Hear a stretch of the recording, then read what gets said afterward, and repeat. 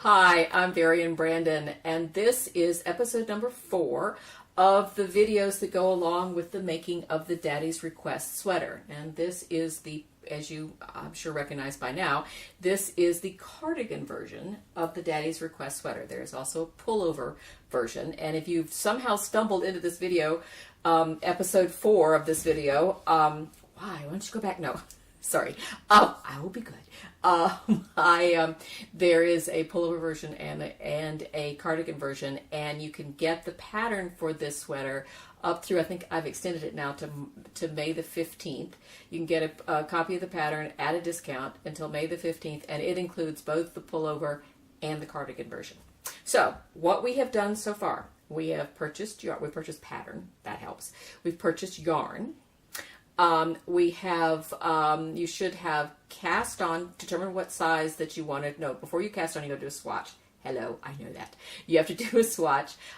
You can do, swatches should be done, I'm sure we discussed, in the round, either in as the form of a sleeve. I did this is my gauge swatch right here, form of a sleeve, or there are several ways of swatching color work where you are swatching, is what's called a speed swatch, where you work to the end of the round and then slide you work on a circular needle or a double pointed needle, and you work to the end of the round and then slide the work back around to the other needle, so you can start again on the right hand side of your knitting and work to the left. And when you get to the end, it's like making a big I-cord, really, is that you slide it to the other end and start again at the beginning, and you don't cut your yarn, so you don't lose any yarn doing that. And you cast enough stitches, you can make a pretty big swatch. Or you can do it where you break the yarn at each end, so it would lie flat. Therefore the yarn is gone. You have to include enough yarn in your purchase, and I think there's plenty of yarn called for in these sweaters that you can do that. But what you're always wanting to do is you always want to knit your swatches for a color work sweater or project. You always want to knit them, and that is, I said, that as opposed to knit and purl them, you want to always knit them, and that will give you, because a lot of people have different gauges from their knit and their purl stitch. So and so there are various ways you can do that. As I said, a speed swatch, a flat swatch, or a swatch cap or a sleeve. That will give you your gauge in the round. So you should have done that already. By that, you've chosen what size you want to make. From there, you should be working on the body. And the body is just a straight knitting around and around in a circle. Now, I am, as you may remember, I am dropping things all over the place. Oh. Why have I got that? Oh, here. Okay, sorry. I've now got yarn for the other sleeve. There we go. Go away. Thank you. Okay, this is the body of my sweater. It has a steek right up the front. You can see it right in there because I'm doing another cardigan version. I'm doing lice, and I have mentioned many times, I've taken this motif. This is rounds 1 through 17, flipped them around upside down and putting them on the bottom. So I'm doing a little bit of zhuzhed up version, which you're perfectly welcome to do. But there is nothing wrong, as I've said many times, there's nothing wrong with just doing with doing plain all the way up to just having see, all this is plain all the way up to having just the yoke as your accent. Now I did do a little bit of color work, little bit of color, kiss of color on the edge there, just to do something different, because I said I don't like to make the same thing twice. But there's something to be said for having, plain a plain body, because it makes all of the attention come up around your face, which is a good thing, as I've said before. Apparently, I need to whisper that, but anyway. We talked last week about a couple of things that you can do to kind of get through that endless slog of stockinette stitch, which a lot of people just love. It drives me nuts. That's just me. Sorry. Okay, what we're going to talk about today is sleeves, and we're going to go into it, people. So pay attention. No, I'm kidding.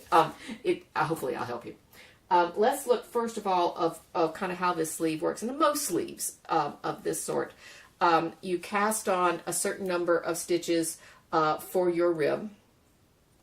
And then at the top of the rib, you do increases and usually these increases are done, especially if you're knitting the round like this, they're done evenly around the round. And then the pattern will tell you that you increase after a certain number, or every fourth round, every sixth round, something like that, on either side of a central marker. I know that's what my pattern says, but I actually like to increase on either side of a central stitch.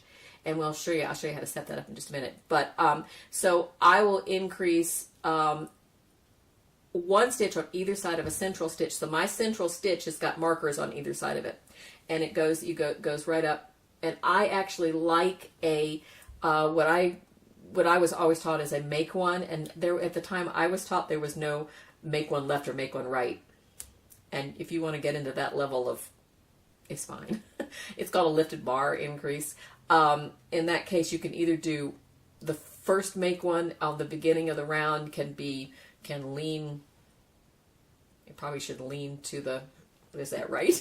The other second one should lean less, so they go up like this. But I just do the same one each time. So it doesn't seem to make any difference. I mean, it does if I'm trying to submit it for some sort of award or something, but I'm just going to wear it, which is a good thing. But you increase, all the way up like that. And in my case, I think these increases are every sixth round and then every eighth round. A couple of the sizes are every fourth round and then every sixth round.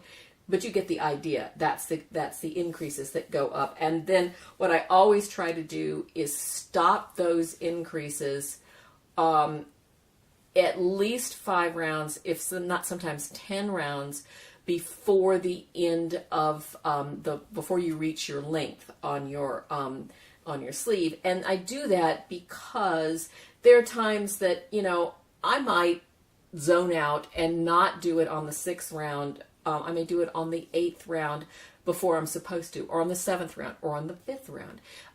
It's not going to make that much a difference unless you do it. I mean, if you miss it once or twice. But the last thing I want to do is get to the end of my rounds and not have reached the number I'm supposed to get after the increases. I want to give myself plenty of time to get to, in this case, it was 76 stitches. When I got to that 76 stitches at the top of the sleeve, I wanted to make sure that I would knit just a straight, just a little bit, to give myself some buffer. I hope that makes sense. Now, what I want you to do is look at the numbers required for your sleeve, for your size. There should be a number after these increases here. There is a total stitches that you've increases. In my case, I cast on 40 stitches. I added on 4, so my number is 44 at that point. And if you look at your gauge is 18.5 stitches per every 4 inches. And if you divide, I'm sitting here with my cheat sheets over here, I should just bring it over here. If you divide 18.5 by 4, you get 4.625, if you want to go that way. You get 4.625 stitches per 1 inch. Okay? If you divide my 44 stitches that are here by 4.6, you can do it all the way out to 2.5, but I just decided to do 4.6. Then I get that this is supposed to be, for right around here, that this is supposed to be 9.5 inches. And I determined that around my wrist, that 9.5 stitches, I mean right where the top of that ribbon's going to be, is perfectly fine. So I'm going to leave it at that. The other thing to look at is do that same sort of thing for the stitches at the top of your sweater, which will be essentially right here. So I have got, in my case, there's 76 of them. I divided 76 by 4.6, and I got 16.5 inches. And I determined that 16.5 inches was perfectly fine to go around the top of my arm, so I went with that. So the next thing you need to look at is length. Now, if everything else is fine, and my sleeve for the size I'm working is 18 inches, and this, I just measured it, will measure out to 18 inches.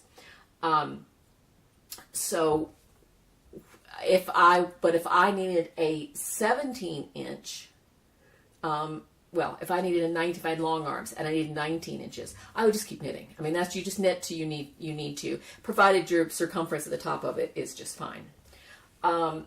If you, now the trick is that if for any reason it is too short, too narrow, or too wide, any combination of those, I got 2 suggestions for you. Actually, 3. One, too narrow, too wide for your liking. Now, some people like to have sleeves that kind of really fit up tight, or really have very little ease in them. Some like more ease. Some have more or less to fit into a sleeve, so you have to move it around. So one of the things that you can do is look at the sleeve size and length for one of the other sizes. So if I am working on size E and I have shorter arms, I would look at the size G, not G, shorter arms would be H, no, that's not right. I'm going to write D, sorry. Get backwards alphabet. I would go back to the size D. I said that to begin with, right? You heard me say that, D, right? Anyway, go back to the size D and look at the length of the length and the size with those measurements of that size. And I have no idea whether, please don't fall. I have no idea, I need to see whether that actually is different. Sometimes the lengths are the same because I've got so many sizes in here. Or if you're past the size D, you can look at, if you get longer arms, you can look at maybe some of the men's sleeves are a little bit different too. Size D is, of course, it's the same. And I haven't done the length. Let's see, what is my length here? B, D, 56. Yeah, that's right. Yeah, so it would be different. In other words, use a different sleeve size than the one that calls for the body size that you are making. And we can fix that later on. And I'll show you why that makes a difference, but we can fix it.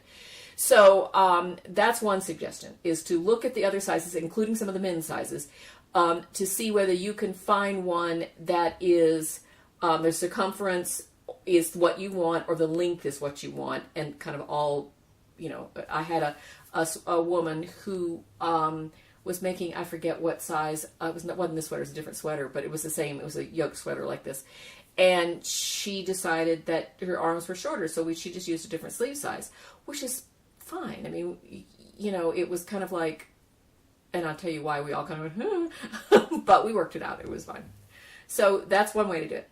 The second way to do it is if you know how to do this. If your sleeve size says, if everything is perfectly fine except it's too long, then what you can do is just start doing your increases and your increases with shorter.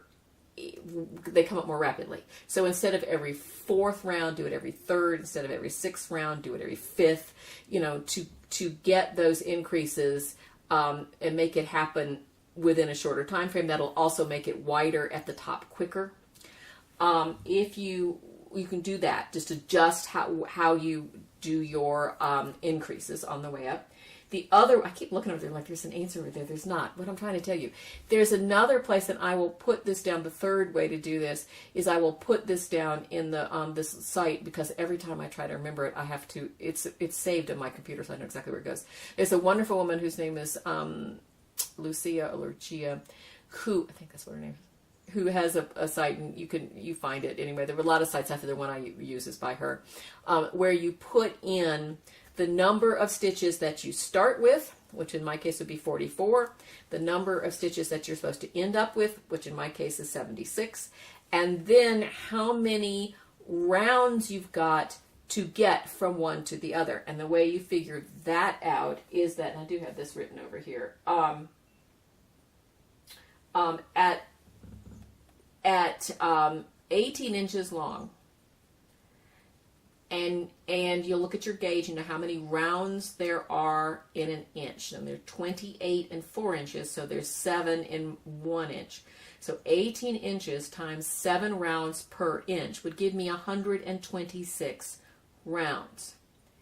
And then in this sort of computer thing, I would probably put in, instead of 126, I'd probably put 120 or even 116, just to give me some buffer space, as I said, that place where you knit straight, because I don't want to end up doing my last increase and at 18 inches. I didn't want my last increase to be at 18 inches. I wanted it to be down further. And so what I would put that in is I would put down 120, as I said, 118, 1616, 118 stitches. And I would put in, I'm starting with 44 stitches. I want to end in 76 stitches. And as soon as I fill in all those numbers, this particular computer, this configure calculator thing will tell me that I need to do an increase either side of a central stitch. And you tell it that you're knitting the round and that kind of thing. Either side of a central stitch every third round, every whatever round, until there are so many stitches, and then every however many rounds, and then until you get the point where you want to be. So it calculates it for you. So I will put that down below. But that's how you can do your change any sort of sleeve sizing that you like. I was going to show you the way I would set up a sleeve would be to knit it. If I can get this paper. Here we go. Now don't go anywhere because there's something else in there to look at. All right, I know this is very crude, but this is where we're going to go. So this is the circumference of your sleeve. Okay, it's like if you took this sleeve and you just cut it, or actually you can do it this way. You look down on it, like that. That's what this is. Okay, this is your start of round.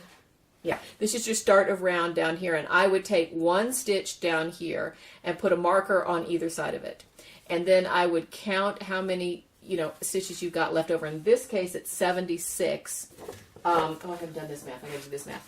At 76, because I want to stitch between two markers at the bottom of the underarm and at the shoulder, because in my case, I would want to center. I wanted to center. It's the shoulder side of the sleeve, because this would be for down here. I wanted to center these motifs. So I would put markers on either side of the central stitch on the top side of the the top side of the sleeve as well. There we go. Okay, so at 76, that 76 minus 2 is 74, divided by 2, because I've got half of it on one side and half on the other, would be 74 divided by 2 is 37. So I'd have 37 stitches on this side and 37 stitches on that side at the top when I got through. But what I really am going to do this for is at the bottom, at the wrist. And so in this case, I have 44. So I minus these two, 44 is 42. So in other words, I'll have 21 stitches on this side and 21 stitches on that side. Okay.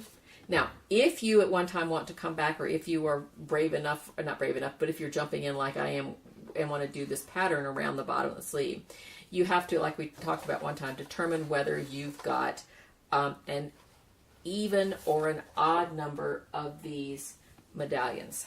And the medallions are these little points here. So this is an 8-stitch repeat. I had 44 stitches. 8 into 44 we'll go 3 times. We'll go 4 times. That'll give me a certain number.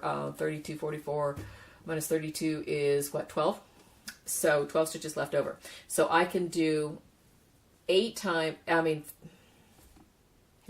I could make 4 of these in this little circumference around here. And so there are 4. I determined that the central stitch up here was going to have to be, because there are 4 of them, the central stitch has to be in between. Instead, if it was 5, that would be my central stitch. But because I have 4 repeats of this little thing, it will be in between, 2 on this side and 2 on that side of the central stitch. So the idea is that you mark that central stitch and then you count back by 8ths until you'll have, if you take half of it, you'll have 12 stitches at the bottom and you'll have stitches on either side. So you understand, that's the way you have to figure out whether to get this centered. But if you are not doing all that crazy stuff, then you don't need this one at the top. You will just put a marker on either side of the central under stitch at the beginning of your round. It may be your very first stitch. You would put markers on either side, and then you would do your increases on either side of that central stitch. And what I do is, I said, is a lifted bar increase, make 1 increase. Okay? So then I was going to show you this, just so you can, if I can find the piece of paper I drew that, hopefully it didn't just fall on the floor. No, there it is. Okay. So by the time when we get there, we put everything together, we're going to have the body, which I showed you, the body of it, and then you have your 2 sleeves that sit up like this. We're going to put all of those stitches, almost all of those stitches like this, we're going to put them all on 1 needle. Okay? So what I call the combined stitch count, and that combined meaning it's the combined body and the sleeve stitches all on 1 needle. That combined stitch count has got to be a multiple of 8. And it's got to be a multiple of 8 so that this pattern will fit into it. If you're doing a cardigan, it'd be a multiple of 8 plus 1, because you add 1 more stitch for a cardigan, so it will be a mirror image on either side of the central band here. So all of the pattern is written for the sleeves for each side to be the same. So if you start doing what's called a Frankenstein sweater, where you are using the body from one size and the sleeves from another size, then your stitch counts are going to be not what I have painstakingly worked out so that this yoke will fit around the top. Oh, I slaves. No, it is a little bit of a workaround, but anyway. So we will work that out. If you have all of a sudden go, ooh, how does that work? We'll work that out when we have the joining piece of the joining episode of this. But until then, what I need for you to do is, let me get my piece of paper here. I finally wrote this down. I actually printed it out. I have my piece of paper here, so it has everything that we're going to be doing.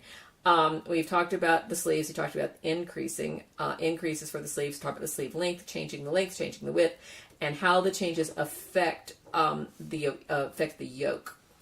So, but you don't have to worry about it, because we're gonna make it work. So, anyway, for next time, you need to get both sleeves done.